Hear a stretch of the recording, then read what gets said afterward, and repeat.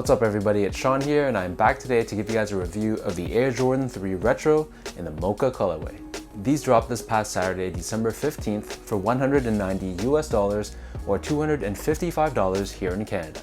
The official colorway for this shoe is white, dark mocha, and chrome. So this sees the return of the Mocha 3 following its original drop back in 2001. Here in Canada, and I expect pretty much worldwide, this is probably going to be a bit more of a low-key drop, as the Mocha 3 has never been one of the more favorite colorways of the Jordan 3 silhouette. With so many shoes releasing week after week, I personally expect the Mocha 3s to sit a little bit compared to some of the other more hype releases that sell out immediately on the day of. Jumping straight into the shoe, so this is your standard Air Jordan 3 silhouette. The upper is constructed using this very tumbled white leather. This leather feels pretty soft to the touch, and I was pretty happy with the quality. Wrapping around the edge of the toe box, we have your hit of elephant print, and in this case, this is completely done in this dark mocha color. Zooming into the eyelets, we have these two chrome eyelets at the bottom, followed by these three white plastic tabs. The leather underneath these three tabs are perforated, and then the top two eyelets are done in brown plastic. The laces in this case is just your standard flat white laces.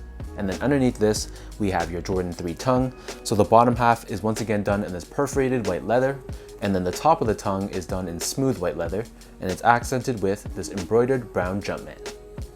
As we move towards the back end of the shoe, so on the bottom, we have another hit of this brown elephant print.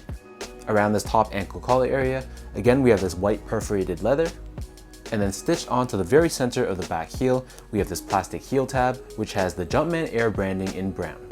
As I pull out the insole, so this is your standard Jordan insole with this white lining on the top, and it's finished off with a brown Jumpman on the heel. Straight out of the box, the insole feels very plush and very soft, and as a result, these Mocha 3s, similar to the other Jordan 3s that have released this year, feel very nice on feet. So the upper of these Mocha 3s sit atop this polyurethane midsole, and embedded within the midsole, we have Nike Airsole technology, and this has a visible window underneath the heel that exposes the air bubble found within the shoe.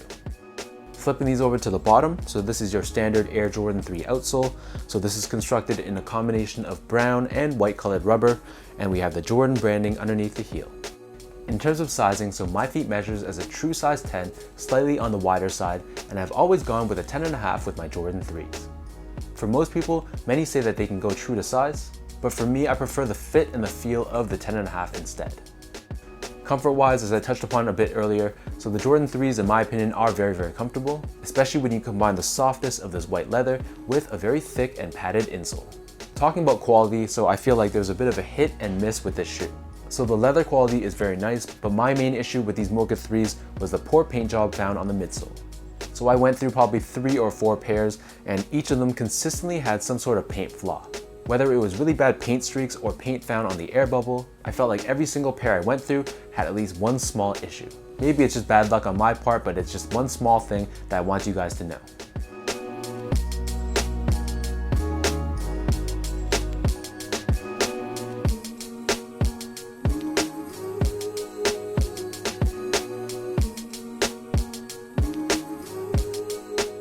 So now let me lace up these Mocha 3s and I'll show you guys how these guys look on feet.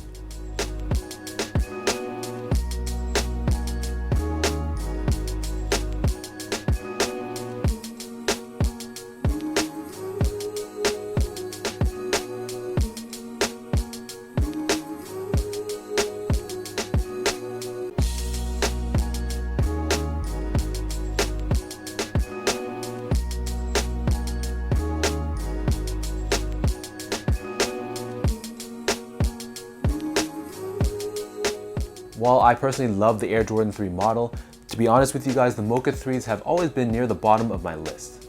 It's a bit more of a dull colorway, and brown to me isn't one of my preferred colors, but at the same time, now that I'm older and I guess more mature, I can appreciate the simplicity of the Mocha 3s a bit more. So with that said, let me know what you guys think of these Mocha 3 retros. If you guys like this video, be sure to like, comment, and subscribe. Give me a follow on Instagram at esco8, check out my Twitter at sean.go, and visit my website at seango.ca.